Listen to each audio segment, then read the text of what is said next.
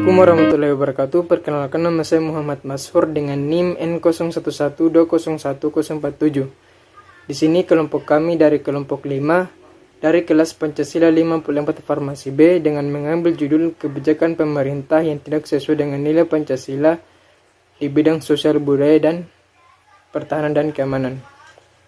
Di sini saya sebagai pemateri pertama akan menjelaskan tentang pendahuluan dari materi kami.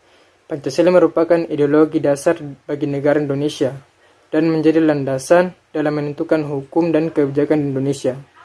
Segala kebijakan dan aturan yang ada di Indonesia berdasarkan pada sila-sila Pancasila. Di berbagai bidang, kebijakan dibuat dengan berdasar kepada nilai dan sila-sila Pancasila, tidak terkecuali di bidang sosial budaya serta pertahanan dan keamanan. Konsep Indonesia sebagai negara hukum memberikan kedudukan kepada Pancasila sebagai landasan adil dalam bernegara.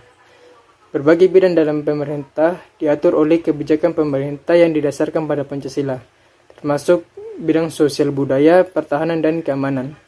Namun realita yang ada menunjukkan beberapa kebijakan pemerintah tidak sesuai dengan nilai dan sila Pancasila. Kebijakan tersebut dinilai tidak berlandaskan nilai Pancasila dan melenceng dari hakikat nilai Pancasila itu sendiri. Assalamualaikum warahmatullahi wabarakatuh. Perkenalkan, nama saya Anugrah Yomil Ramadhani Asis dengan NIM N01121068 dari kelompok 5 kelas 454 Farmasi B. Di sini saya akan menjelaskan tentang realitas kebijakan pemerintah di bidang sosial budaya, pertahanan dan keamanan yang dinilai tidak sesuai dengan nilai sila Pancasila.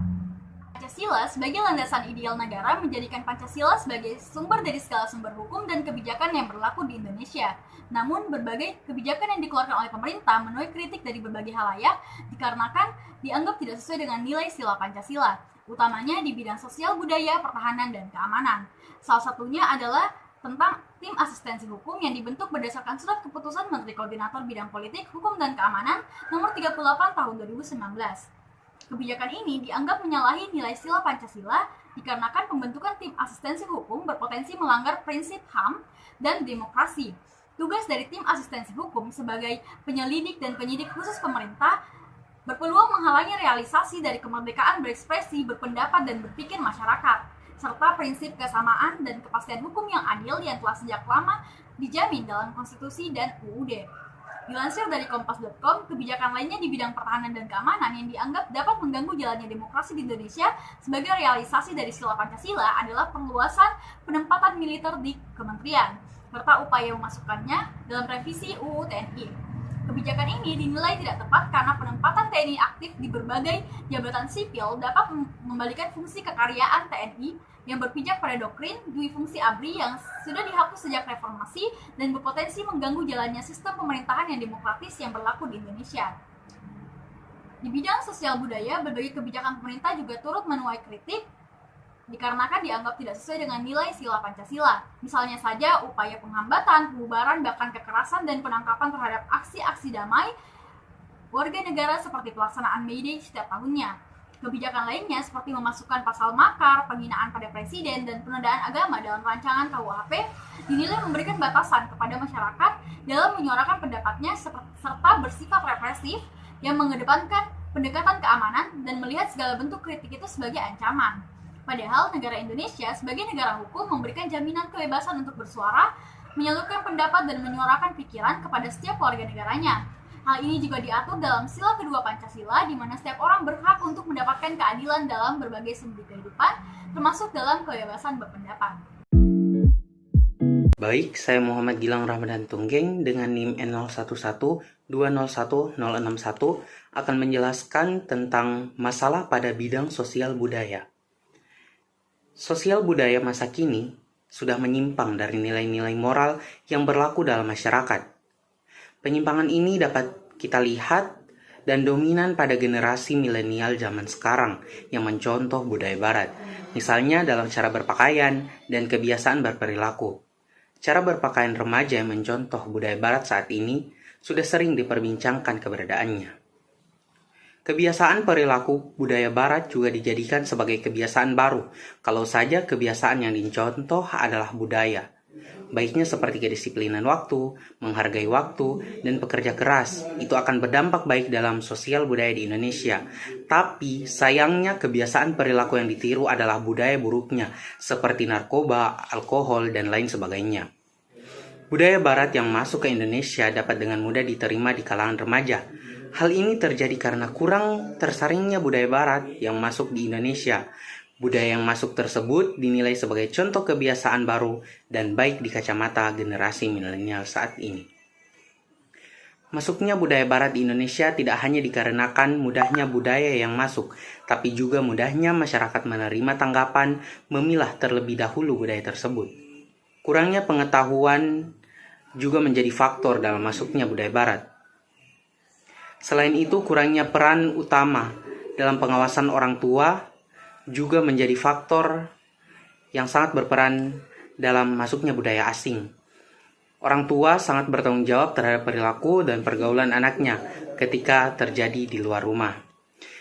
Di samping dampak-dampak tersebut, terdapat juga kegiatan bersosial yang dapat kita dukung terus perkembangannya dengan memanfaatkan teknologi kini menjadi alternatif dalam kegiatan bersosial dalam kemanusiaan. Sekarang sudah banyak komunitas-komunitas yang berbau sosial kemanusiaan dengan mencairkan donasi untuk yang lebih membutuhkan. Kegiatan positif seperti ini merupakan bagian dari kesadaran masyarakat dalam mengamalkan nilai-nilai Pancasila dengan bersosial dan berbudaya. Walaupun hal kecil sekalipun, harus sering menghargai, karena dari perbuatan kebaikan dan positif inilah bisa tercipta SDM yang berkualitas dalam bidang manapun. Perkenalkan, nama saya Eugenia Naimi Gosal dengan NIM N0112011040. Sekarang saya akan menjelaskan mengenai masalah pada bidang pertahanan keamanan. Lingkungan hidup negara Indonesia mengandung berbagai macam ancaman, tantangan, dan sumber keresahan yang senantiasa memaksa bangsa Indonesia untuk tetap waspada. Dari berbagai macam bentuk ancaman luar negeri, maka yang perlu mendapat perhatian adalah perang revolusioner. Perang ini memiliki bentuk-bentuk seperti infiltrasi, subversi, sampai pada kerusuhan dan pemberontakan senjata. Sedangkan beberapa bentuk gangguan dalam negeri adalah gangguan terhadap persatuan dan kesatuan bangsa, gangguan keamanan wilayah Laut Nusantara, gangguan keamanan dan ketertiban masyarakat, gangguan infiltrasi dan subversi, serta pemberontakan bersenjata yang biasanya berkaitan dengan usaha pihak asing, gangguan kejahatan narkotik, gangguan kejahatan dengan kekerasan, serta berbagai bentuk gangguan yang disebabkan oleh ketegangan sosial. Perkenalkan, saya Nur Fadilah Fitri Salvariani dengan NIM N0120101054. Jadi kali ini saya akan sedikit membahas mengenai solusi permasalahan sosial budaya dan pertahanan keamanan. Nah, yang pertama di bidang sosial budaya. Seperti yang sudah dijelaskan oleh pemateri sebelumnya, bahwa sosial budaya masa kini sudah menyimpang dari nilai-nilai moral yang berlaku dalam masyarakat.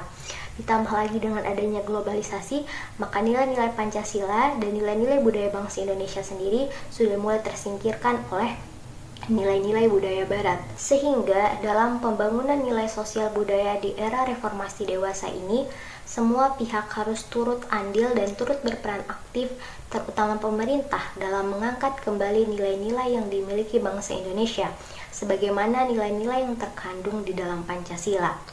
Dalam prinsip etika Pancasila, pada hakikatnya bersifat humanistik, yang artinya bahwa nilai-nilai Pancasila berlandaskan pada nilai-nilai yang bersumber pada harkat dan martabat manusia sebagai makhluk yang berbudaya. Yang kedua, pada bidang pertahanan dan keamanan. Nah, Indonesia merupakan negara hukum. Hal ini terbukti dengan isi pasal 1 ayat 3 Undang-Undang Dasar 1945 yang berbunyi bahwa negara Indonesia adalah negara hukum, yang berarti bahwa segala sesuatu yang berkaitan dengan kehidupan bermasyarakat, berbangsa dan bernegara diatur menurut hukum yang berlaku. Sehingga demi menegakkan hak-hak warga negara, maka pemerintah perlu membuat suatu peraturan perundang-undangan yang mengatur ketertiban warga negara maupun dalam rangka melindungi hak-hak warga negara. Pancasila sebagai dasar negara senantiasa menyesuaikan diri pada hakikat kemanusiaan yang bersifat monopluralis, maka pertahanan dan keamanan negara harus dikembalikan pada kedudukannya seperti sedia kala. Hal ini bertujuan agar tercapainya harkat dan martabat manusia sebagai pendukung pokok negara. Kemudian dasar-dasar kemanusiaan yang beradab merupakan basis moralitas pertahanan dan keamanan negara. Pertahanan dan keamanan negara harus mengimplementasikan nilai-nilai yang terkandung dalam sila-sila Pancasila, sehingga ungkapan yang menyatakan bahwa Indonesia adalah negara berdasarkan atas hukum, bukan berdasarkan atas kekuasaan dapat terwujud adanya. Sekian presentasi dari kelompok kami. Apabila ada salah kata kami mohon maaf. Terima kasih atas perhatiannya dan wassalamualaikum warahmatullahi wabarakatuh.